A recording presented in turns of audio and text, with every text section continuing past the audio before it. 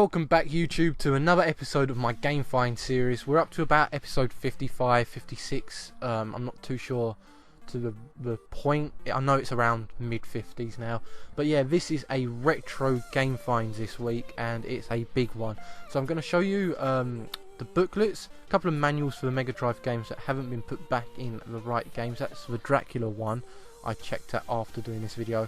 And then yeah, there's a couple of these Osborne guides to books which I think are for the VIC-20. I could be completely wrong there, but I couldn't find a computer title in them. The rest of them are VIC-20 books because it says it on them, and obviously this console is like a mid-80s console, so you're looking at like 30 years on, 35-year-old console, and the booklets are in really good condition. They're a little bit dry, but for the age and because they've been in a loft for a little while, it's understandable and I can still read them, so it's not bad. It's not like they're all ripped up and all drawn in. There's not much in the way of drawing in them. And there's another Osborne book, and the last one is a VIC-20 intro book, which is massive, big A4 book there. So yeah, going on to the Mega Drive games in a second. I've got two loose carts, one being Street Fighter 2, and the one I'm going to show you here is Splatterhouse 2, which is a £15 as a loose cart game on eBay.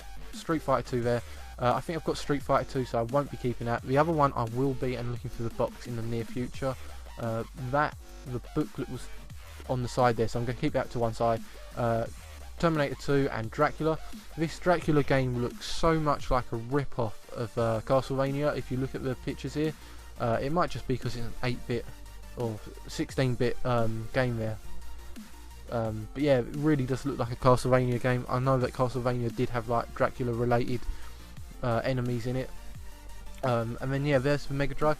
It looks like it's got like a Sega Saturn controller. I could be wrong there, but I don't remember Mega Drive having 6 buttons. Like, and Mega Drive was my first console, so I don't remember them having X, Y and Z on them. The console didn't have a power lead or a aerial to it. So I can't test it without bringing out my old Mega Drive, which at the moment I'm not able to reach. So yeah, that's the Mega Drive stuff. It's an untested Mega Drive. I've got a Commodore VIC-20, a console that I have no idea anything about. Same thing with the Spectrum, which I'm going to show you in a minute. All I know is it's like a massive keyboard, which is a computer, and that's the cassette side of it. I think I looked up that the Commodore VIC-20 came out in 1982, and I could be wrong there because I don't remember. It was a couple of days ago when I looked it up. But for a console that came out in 1982, look at that, 8K RAM pack, 8K. That's less than a memory card for the PS1. Kids of the 80s that had these thought these were amazing, and to be honest, at the time they were a fantastic console, and I'm not going to argue that, because I still think the Mega Drive's a fantastic game or a console because it's what I was brought up on. But I don't think I could play the VIC-20 or the Spectrum, so I will be selling all of it. Probably keeping a lot of the Mega Drive stuff. I don't need the console, but apart from that, I don't need any of this. There's games like Cobra and that Quasimodo game here. That looks like an amazing game to play. I wish I had that as a kid because I think I'd play that for hours. Look at the middle game there. Rest in peace, or RIP on the side there. The front cover of that I don't show you, but has a picture of a gravestone, which is just amazing. You think about it, games like that don't exist anymore, and if they do, someone please leave a comment below because I want to play a game like that. You've got games like Battlefield, yes, not the Xbox 360, Xbox One Battlefield, but the one for VIC-20. Could you imagine the graphics on that? Yeah, so that's the VIC stuff. I'm going to move on to the Spectrum stuff. You've got the Spectrum, that's the one I know from pictures. Obviously it's quite scratched up.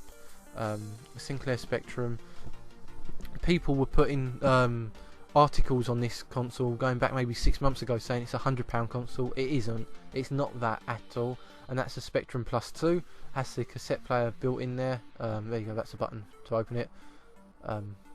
Been a long time since I've used a cassette player, and these are all of the games for the Spectrum. And this item, I have no idea what this is. If people know what this is, please leave a comment. It's got like an Atari port or a Sega Mega Drive port there. Haven't got a clue what it's for. It's for the Spectrum, but I don't know what it to use it as. I don't know what it does. But yeah, these are all the Spectrum games. Again, something I don't know anything about. If there's any of these kind of games that you had as a kid, or you know that your parents had, or anything like that, leave a comment below, because I'd love to know what kind of games they were like and how fun they were. I know games like Ghosts and Goblins, because they came out on like the Mega Drive, I think, so, or the Master System at least. Look at this game, Bored Off the Rings. I'm bored off the rings. Lord of the Rings parody by the looks of it. I want to keep that, to be honest, but I'm never going to play it. So yeah, that's probably going to be sold too. But apart from that, there are a lot of copy games in this box as well, which I got told when I took some pictures of them and showed someone that actually know what these items are worth and what they're what they are. Because again, I haven't got a clue what they are. I paid £30 for this lot from a seller on Facebook, and for 30 quid the Mega Drive stuff is worth that alone. It filled up 3 Morrison bags, like the 39p bags, all this stuff. It was so heavy, I carried it home. Didn't have a car with me, so I carried it home. It was only like a 10-minute walk, like there and back, but carrying the stuff felt like forever. The power bricks are so heavy as well. Them things weigh a ton. There's an Atari 2600 controller and a joystick for, I think, the Commodore or the Spectrum. Apart from that, that's all I got this week, guys. Thanks for watching. If you've played any of these games in the video that you've just watched, leave a comment below and just tell me what kind of game they were like and how you enjoyed them, because I missed the old games.